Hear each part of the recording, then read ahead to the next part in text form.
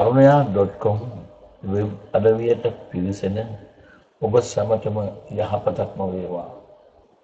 2013 වූ දෙසැම්බර් මාස 16 වන සවුදා දින සිට 2013 වූ දෙසැම්බර් මාස 23 වන සවුදා දින දක්වා ලග්න 12ට අනුව ලග්න පලාපල මේ ලග්නයෙන් උපන් ඔබේ විවාහ ස්ථානයේ විවාහ බාධා ගෙන දෙන ප්‍රධානම ග්‍රහයා වන කුජ ඉන්නවා.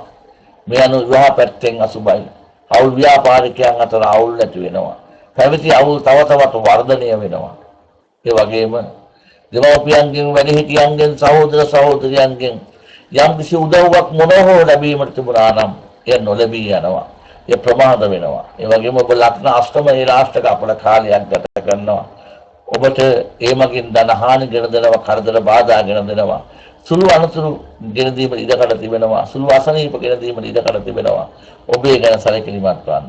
නමුත් දේපල සම්බන්ධව අවුල් නිරවුල් වෙලා දේපල වලින් ලාභ ලැබෙනවා.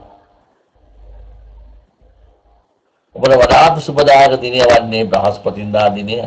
ඔබට අසුබදායක දිනය වන්නේ අඟහරුවාදා දිනය. ඔබට සුබ අංකය වන්නේ අංක 4.